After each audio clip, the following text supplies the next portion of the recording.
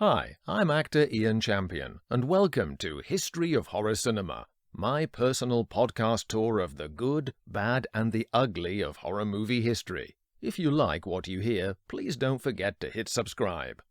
Abbott and Costello Meet Frankenstein, 1948. In June 1948, Bud and Lou made a comedy horror film that managed to single-handedly revive not just their fortunes, but those of their studio's languishing monster icons. Although Abbott and Costello Meet Frankenstein was the brainchild of producer Robert Arthur, the boys themselves had considered a horror team-up with Frankenstein's monster, Dracula, and the Wolfman as far back as around 1943. Which would have predated Universal's two botched serious attempts to combine them in what became a kind of King of the Ring tawdriness. The format would have been a Broadway show playing to their preferred live audience, but at that point they didn't have the time to develop it.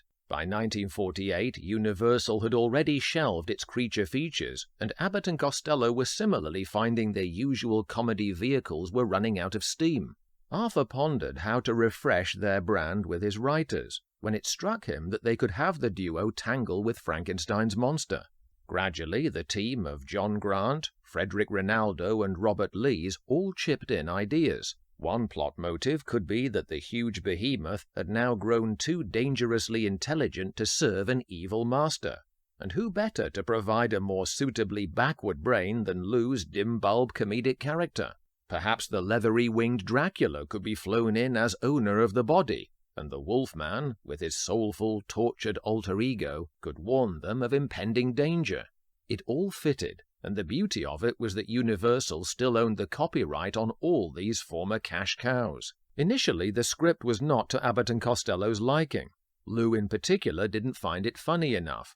After this was fine-tuned, next came the all-important casting. Lon Chaney Jr. was the assured choice for Lawrence Talbot and the Wolfman, continuing his proud sole ownership of the character on screen for the fifth time. Dracula, however, proved a case of history repeating itself agonizingly for Bela Lugosi. Once again, he had to suffer the indignity of Universal weighing up a replacement, in fact the same actor.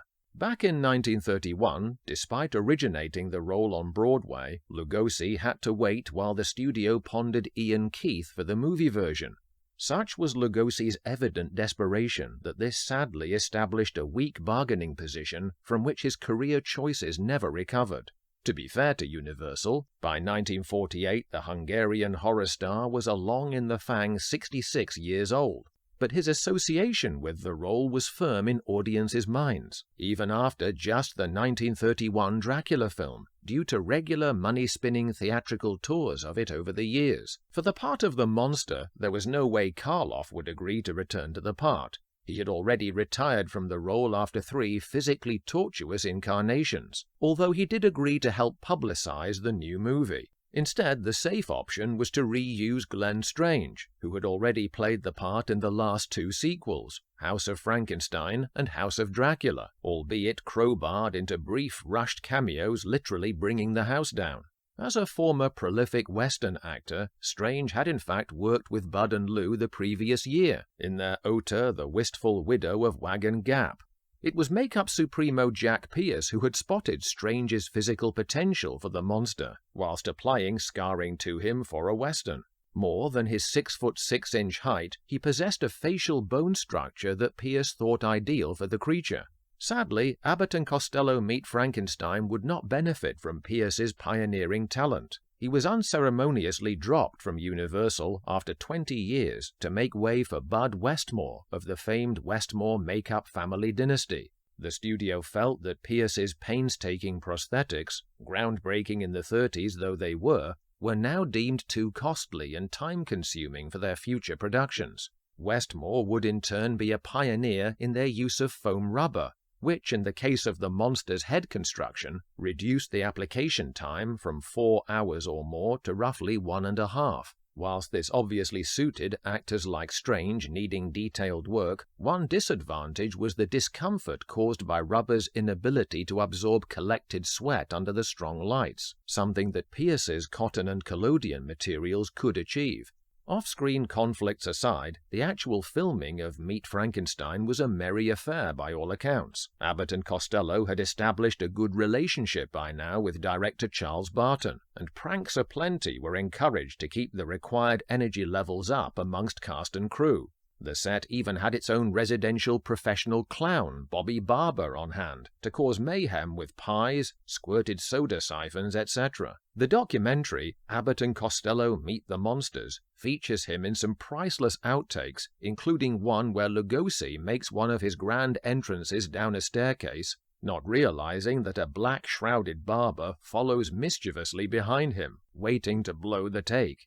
Moving on to the execution of the film, it soon becomes clear how much it departs from previous entries, and learning from past mistakes.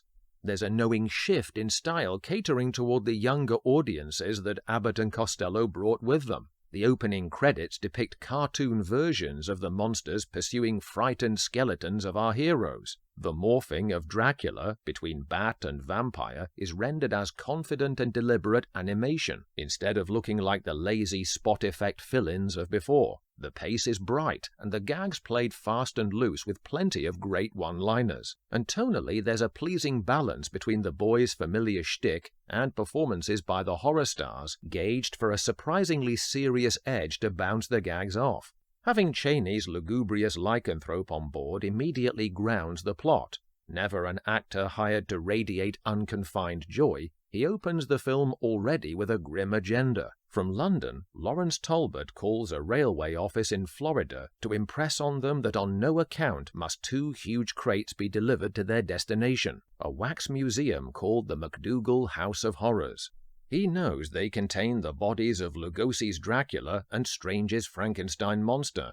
Unfortunately, the call is taken by the world's most incompetent baggage handler double act of Chick Young and Wilbur Gray, Abbott and Costello, who have enough trouble negotiating their daily work, what with Chick's characteristic severe bullying and Wilbur alternating between the wheezing, cowardly man-boy and harmless insolence toward authority figures like Frank Ferguson's Weasley MacDougall. Inevitably, time is against Talbot, and before he can make Wilbur understand the urgency, that pesky full moon turns him into an excellent werewolf incarnation.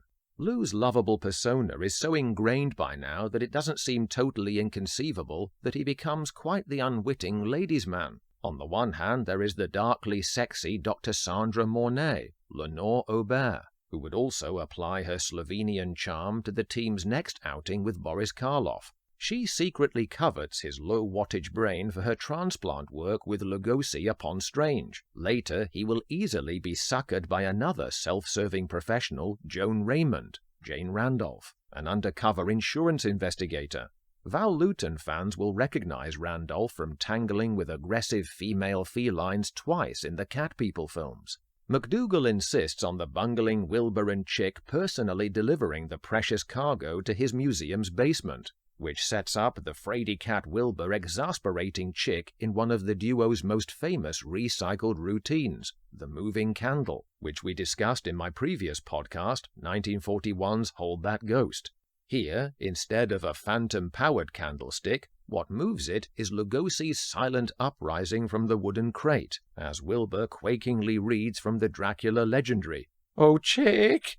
splutters Wilbur, constantly calling back his partner in a variation on the "He's behind you" ghost sketch familiar as well to British pantomime audiences. Lugosi's appearance this early on, along with his reactivation of Strange's monster when alone, marks another improvement over the House of sequels. Part of their failure was in not integrating their Horror Hall of Famers properly into the story. Both movies sidelined Dracula, House of Frankenstein even killing him off at the end of the first act, leaving what was left as effectively a separate film, and kept the monster strapped to a gurney for solely a literal last-minute rampaging climax before the end. Here, all 3 icons are seen in the first 20 minutes, in a more satisfying bid to involve each as actively as possible. Masquerading as Dr. Lejos, Lugosi's Dracula is positioned with much more to do as the instigator of a Costello-minded monster with no fiendish intellect to oppose his master. His return to subtler playing is assisted by the support of better material, careful direction, and the backing of a somewhat more credible budget than he'd had to endure in Poverty Row flicks, around $800,000, still low enough for the $3.2 million box office result to make it the second highest hit for the studio that year. Though the white foundation makeup and dark lips given to him are a touch too strong, reminiscent of 20s silent movie actors, Lugosi imbues the Prince of Darkness with imperious power amidst the laughs. What campery there is surrounding him is more down to circumstance than his performance. The sight of him in full Dracula evening dress working laboratory equipment is an incongruity that no actor could really sell. He also gets to have fun by applying sly nuances to lines, such as when coveting Wilbur. "What we need today are young blood and brains." Sandra, too, practically salivates over his potential. So full-blooded, so round, so firm. Lou especially benefits from the contrast between his explosive antics and the lower-key acting of his co-stars. Chaney's desperate gravity is a perfect foil for his irreverence, as in the oft-quoted exchange where Talbot tries in vain to tell him of the immense danger he poses when transformed. "In a half an hour the moon will rise, and I'll turn into a wolf. You and 20 million other guys." The climactic revitalization of the marauding monster is probably the film's most stunning change of mood, when Strange picks up Sandra and hurls her body brutally through the laboratory window. Rarely has a comedy film switched gears to horror beats so powerfully. As in the far superior Young Frankenstein, when horror or quiet poignancy are reached for and succeed, those serious elements are amplified all the more than if embedded in a straight genre picture. That's not to say Abbott and Costello Meet Frankenstein ever forgets that it's ultimately a knowing crowd-pleaser. A lovely verbal in-joke is saved for the end, introducing a fourth universal chiller into the mix, the distinctive, disembodied tones of Vincent Price, briefly reprising his voice as anti-hero Jeffrey Radcliffe from The Invisible Man Returns. Though he was not seen, or unseen, in 1951's Abbott and Costello Meet the Invisible Man, fans of all ages can enjoy his brief cameo, closing a first chapter in the new adventures of a comedy team about to face even more very familiar foes. Thanks for listening. If you like what you hear, please don't forget to hit subscribe.